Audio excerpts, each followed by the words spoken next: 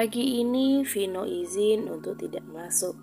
Dan beruntung, meski Kelvin dalam mood yang buruk, tapi dia memberi izin juga.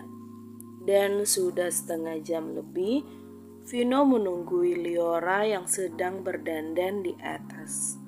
Sembari menunggu, dia rebahan di sofa ruang tengah dengan memainkan game di ponselnya. Padahal, niatnya siap-siap dari pagi supaya tidak terlalu antri di rumah sakit sana. Juga biar lebih cepat diurusnya. Tapi ternyata ekspektasi tak sesuai dengan reality. Sampai capek dia main game, tetap aja Liora belum selesai. Sampai akhirnya lama-lama dia tertidur. Memang itulah bedanya pria dan wanita ketika bersiap-siap. Cenderung simple dan apa adanya kalau pria. Sedangkan wanita, dia akan lebih teliti pada penampilannya. Bahkan hal-hal kecil dan cenderung sepele pun tak luput dari perhatiannya. Setelah melewati setengah jam pertama, sekitar 15 menitan lebih kemudian, akhirnya Liora selesai juga. Dia keluar dari kamarnya dan menuruni tangga. Netranya menangkap Vino yang tengah tertidur dengan ponsel yang tergeletak di atas dadanya. Padahal gak lama, gitu aja udah tidur. Dasar payah, gumamnya. Dia lalu melangkah mendekati Vino. Tiba-tiba muncul ide jahil di kepalanya. Dia mengedarkan pandangan ke sekitar, tapi yang dicari gak ketemu juga. Iyalah, nyari bulu kok di dalam rumah, mana ada. Pandangannya terpaku pada ujung syal yang dipakainya. Bibirnya mengulas senyum. Nah, sepertinya ini bisa digunakan. Ujung syalnya membentuk pilinan kecil yang ujung kecilnya mekar dan halus seperti persis kayak bulu. Didekatkan ujung syal itu dan menggerak-gerakkan di hidung Vino. Pria itu menggeliat pelan, menepisnya dengan tangan kirinya. Namun meski merasa terganggu, dia tidak kunjung bangun juga. "Woi, bangun, jadi ke rumah sakit enggak?" Barulah Vino membuka matanya, menyipit mendapati Liora yang sudah berdiri dengan tangan bersih dekap di depannya. Udah selesai?" tanyanya. "Dari tadi kali kamunya aja yang malah ketiduran," tukas Liora. Vino beranjak dan mengambil kunci mobilnya di atas meja. "Nungguin kamu lama banget." "Hah? Lama gimana? Bentar kali," protes Liora gak terima. "Sebentar ya. Setengah jam ditambah 1/4 jam lebih, jadinya hampir 1 jam. Belum dihitung dari awal kita siap-siap. Jadi ada sekitar 2 jaman. 2 jaman ternyata waktu yang sebentar ya," sindirnya. "Ih, padahal temanku dulu ada loh yang dandannya dari subuh, tapi sampai jam 7 belum selesai juga. Sampai telat tuh masuk ke kelas. Hahaha, aku kan masih mendingan," ujarnya membela diri. "Iya deh, iya," tukas Vino dan berjalan keluar. Liora mengikutinya dari belakang. Dalam perjalanan, Liora lebih memilih menatap keluar jendela, sementara Vino fokus pada jalanan di depannya. "Kamu kok gak nyewa orang gitu sih buat nungguin papa? Kan kasihan papa. Sering kamu tinggal kerja," ucap Liora memulai percakapan. Ternyata hening juga membuat suasana tidak nyaman. "Ada kok." "Hah? Mana? Kok aku gak pernah lihat?" kernyitnya dengan heran. "Ada, cuma semenjak ada kamu, aku suruh dia gak usah datang aja. Tenang, paling sebentar lagi dia ke rumah." "Emang rumahnya mana?" "Jarak 3 rumah dari rumah kita." Liora manggut-manggut. "Padahal datang juga gak apa-apa loh. Kan lumayan kalau ada temen ngobrolnya, gumamnya dengan lirih. Vino menoleh. Dia masih cukup sehat untuk mendengar ucapan lirih Liora. Dia mengulum senyum. Gak pengen ngunjungin Nata ke sekolah, tanyanya. Liora terdiam. Sebenarnya dia sangat merindukan putri kecilnya. Apa kabar dia? Apakah Nata merindukannya sama seperti dirinya di sini? Kalau mau nanti aku antar, setelah dari rumah sakit kita ke sana. Bagaimana? Tawar Vino lagi. Liora menggeleng pelan, mengalihkan pandangan keluar jendela lagi. Sungguh, mungkin saat yang tepat untuk saat ini adalah menghindar. Nanti kalau saatnya tiba, dia akan menjemput Nata. Vino sebenarnya tahu, Liora sangat ingin mengunjungi putrinya, karena itu dia menawarkan. Tapi mungkin itu pilihan Liora untuk tidak mengunjungi putrinya sementara waktu. Awalnya Vino kira Aretha menjebak Kelvin sebatas jebakan di atas ranjang, seperti yang pernah dia lihat di film-film. Trik lama yang menganggap sang pria menghamili, padahal nyatanya mereka tidak melakukan apa-apa. Tapi begitu mendengar fakta dari Liora bahwa hubungan mereka sampai ke level memasukkan barang di area terlarang, maaf ya, dia pun tidak bisa mentolerir. Dan pantas saja Liora semarah ini kepada Kelvin. Vino tidak tahu kalau ada yang lebih menyakitkan dari ketidaksengajaan itu, yaitu Kelvin yang membentak dirinya dan lebih memilih membela wanita munafik tersebut. Dia melirik Liora yang termenung menatap keluar jendela, menghela nafas pelan dan kembali fokus dengan jalanan di depannya. Sampai di rumah sakit, mereka mendapat antrian yang lumayan. Karena memang di sana sudah ada beberapa ibu-ibu hamil yang rata-rata perutnya sudah membuncit. Beda dengan dirinya yang masih membentuk gumpalan mungkin. Di depannya ada seorang wanita yang jika ditilik dari wajahnya seperti lebih tua darinya beberapa tahun. Di sampingnya suaminya menunggui dirinya dengan sesekali melontarkan candaan. Senyum terbit di bibir wanita itu meski di sela wajah tegang dan gelisahnya. Iri, jelas saja, ini merupakan kehamilan keduanya. Dan di kehamilan yang kedua pun sang penanam benih tak berada di sisinya. Padahal dia juga ingin merasakan momen-momen yang ditunggu oleh para ibu dengan bermanja pada suaminya. Dulu saat hamil Nata, dia bahkan menyembunyikan dari orang tuanya. Hidup di perantauan sendiri, mencari nafkah padahal perutnya sudah membuncit besar, berjuang sendiri dan merasakan sakitnya melahirkan tanpa sosok yang mendampingi. Kali ini, di kehamilan yang kedua pun ternyata sama aja. Dia pikir dia akan bahagia. Dia kira dengan kehadiran sosok baru ini akan menambah harmonis keluarga kecilnya. Nyatanya dia salah. Kehamilan yang kedua tak jauh berbeda. Ekspektasi indahnya saat hamil dengan didampingi oleh suaminya yang dia bayangkan saat muda dulu tuh hancur. Dia kembali berjuang sendirian. Tetes air bening mengalir di pipinya. Buru-buru dia menepisnya. Namun hatinya terlanjur sesak. Dia tidak sanggup menahannya lebih lama. Memandang sosok suami istri di depannya membuat sakitnya makin terasa. Dia memalingkan wajahnya, isakannya makin menderas. Vino sebenarnya sadar dengan arah pandang Liora sedari tadi. Dan begitu melihat Liora menangis, dia segera menarik wanita itu merengkuhnya dalam pelukan. Shh, tenanglah, ada aku di sini. Jangan merasa sendiri, aku di sini, oke? Ucapnya dengan pelan, mengusap lembut suara panjang Liora. Liora semakin terisak, air matanya menderas membasahi kaos yang dikenakan oleh Vino. Miris bukan? Saat seseorang yang sama sekali tidak terfikirkan justru ada di saat-saat paling menyesakkan dalam dirinya. Dan parahnya, pria itu adalah seseorang yang dia jauhi selama ini, mantannya sendiri. Orang-orang yang ada di situ menatap heran. Namun Vino memberikan isyarat dengan gelengan kecil.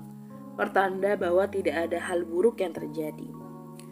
Kau bisa menganggapku ayah dari bayimu, Liora. Itu pun jika kamu menginginkannya, ucapnya dalam hati. Meski dia tahu, Liora pasti tidak akan mau. Wanita itu sangat mencintai pria brengsek itu. Liora mengangguk. Di depannya seseorang dokter yang sepertinya sebaya dengan dirinya menyambut ramah. Namun ada yang mengusiknya. Otak kecilnya mengatakan kalau sosok dokter ini gak asing. Dia seperti pernah melihatnya tapi entah kapan. Baru pertama kali cek ya, Mam. Iya dok, dulu ngecek sendiri pakai test pack. Jelas Liora sembari tetap memandangi wajah dokter tersebut. Sumpahlah, dia sungguh merasa pernah melihat wajah dokter ini. Dokter itu manggut-manggut. Seharusnya meski sudah cek pakai test pack, tetap harus periksa ke dokter, Bu, supaya lebih jelas. Lain kali begitu ya, Mam. Liora mengangguk tersenyum. Maaf Pak, diantar istrinya ke sana. Tunjuk dokter itu ke sebuah ranjang. Vino mengangguk kikuk, apalagi Liora. Jadi dokter itu menganggap kalau Vino itu suaminya. Ini kehamilan yang keberapa, Mam? Sudah kedua, dokter. Wah, sudah pengalaman kalau begitu ya. Hehe. Tukas dokter itu sembari memeriksa Liora. Liora tersenyum tipis. Usia kandungan sudah 2 bulan ya, Bu.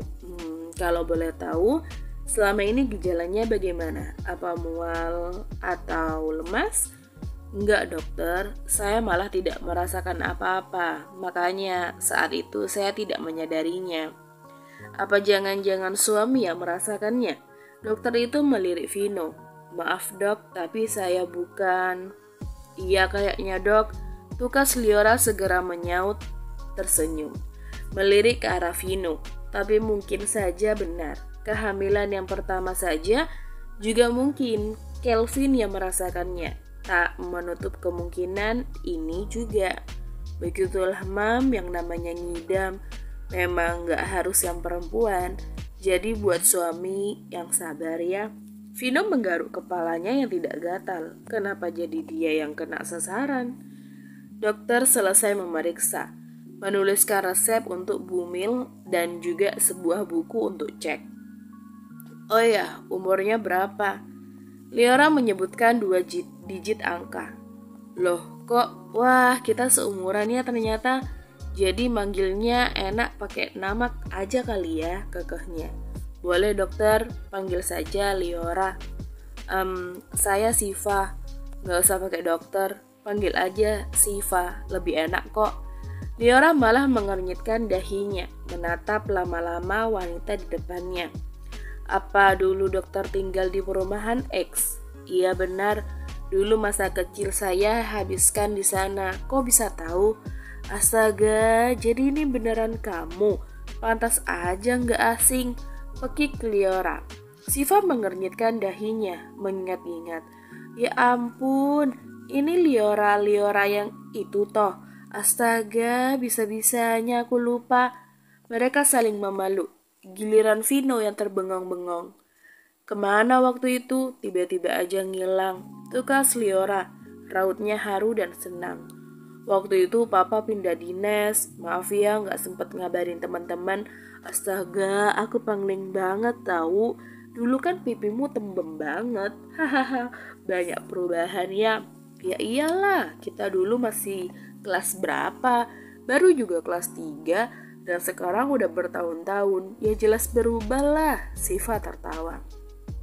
Iya juga sih, kalau kamu gak ngiketin tadi, pasti aku masih lupa loh.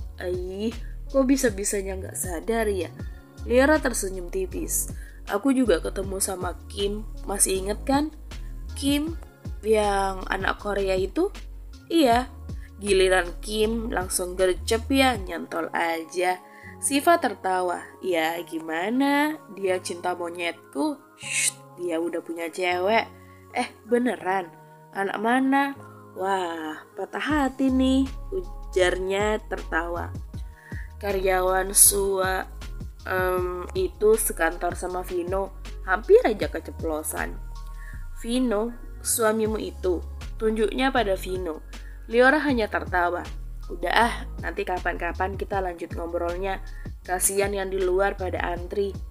Astaga, kebiasaan kan? Siva menepuk dahinya menyerahkan buku untuk cek dan juga buku panduan ibu hamil. Atau kalau enggak, minta nomormu aja biar gampang ngubungin lagi. Ujar Siva mengambil ponselnya siap mengetik. Liora menoleh ke Vino, dia kan gak hafal nomor barunya. Jadilah Vino memberi nomor telepon Liora pada Siva. Dan setelah itu mereka keluar. Maaf ya, tadi aku bilang kamu suamiku, hehehe. Vino menggeleng. Enggak apa-apa, kalau ada yang nanya jawab aja gitu. Aku gak keberatan sama sekali kok, ucapnya. Mereka mampir makan dulu sebelum pulang. Maklum, di rumah juga belum masak. Tadi cuma masak sedikit untuk sarapan dan sekarang perut kembali keroncongan, apalagi setelah tadi menunggu antrian yang lama. Wanita itu pun kini lebih semeringah, gak seperti pas dalam perjalanan atau ketika di ruang tunggu tadi. Mungkin benar, ketemu teman baik setelah sekian lama bisa membangkitkan mood yang sempat buruk. Terbukti dari perubahan raut wajah Liora saat ini. Tapi tak apa. Vino justru merasa senang, setidaknya tak lagi membuatnya khawatir. Wajah sumringahnya murni, bukan fake. Tapi teman lamamu, tanyanya sembari menyantap makanannya. Liora mengangguk. Teman sebangku dari kelas 2 di sekolah dasar, tapi kelas 3-nya dia ikut pindah orang tuanya. Maklum aja, ayahnya TNI, seringkali dipindah tugaskan. Vino manggut-manggut. Pantas aja awalnya kalian tadi saling gak kenal, lama gak ketemu ya ternyata. Tapi ingatanmu kuat juga ya. Kelas 3 itu masih kecil loh. Dan bisa-bisanya kamu masih ingat setelah sekian tahun, ucap Vino. Heran sekaligus kagum. Hahaha. Aku memang cenderung mengingat orang, meski sekali 2 kali ketemu. Aku ingat, bahkan apa yang dia ucapkan pun aku masih ingat. Tapi sayang, malah orang lain itu yang sering lupa. Hahaha. Jadi kesannya kayak gimana gitu. Ingatanmu terlalu kuat dan mendetail. Apalagi tentang perilaku pengejutku dulu. Tentu masih membekas dalam ingatanmu, gumam Vino dalam hati. Dia menarik nafas panjang dan berat. Siva banyak berubah, meski dulu memang cantik, tapi sekarang makin cantik. Dan dia tetap ramah seperti dulu. Pantas aja, seorang dokter yang seperti itu membuat pasien tuh betah, ujar Liora. Vino manggut-manggut aja, meski dia tidak sepenuhnya paham. Aku baru tahu, ternyata ada toh orang hamil tapi gak ngerasain ngidam dan malah suaminya. Baru denger. Liora mengangguk. Memang kok, makanya awalnya aku gak tahu kalau hamil. Nah, pas Kelvin bilang katanya ada yang aneh pas kita berhubungan intim, barulah aku kepikiran. Terus cek deh, dan ternyata beneran hamil, jelasnya. Sepertinya dia belum sadar dengan apa yang diucapkannya. Dan kayaknya waktu hamil Nata dulu juga kayaknya gitu deh. Kelvin yang ngerasain ngidamnya. Soalnya aku biasa aja sih. Atau memang gak kerasa karena ada yang lebih membebani. Aku gak tahu. Dan sepertinya memang Liora belum menyadari ucapannya lagi. Santai aja dia membahas tentang pria itu dan hal intim lainnya. Vino menatapnya dengan pandangan lain. Apa mungkin efek bertemu Siva? Dia jadi lupa akan rasa sakitnya. Tanpa mereka sadari ada yang diam-diam mengawasi, melayangkan kamera ke arah mereka. Oh, jadi dia numpang di rumahnya Vino. Cih, dasar gak perempuan, gak laki, sama aja gak punya harga diri. Tapi baguslah, Kelvin akan murka melihat ini. Kekehnya dengan licik menatap hasil jepretannya. Puas. Bersambung.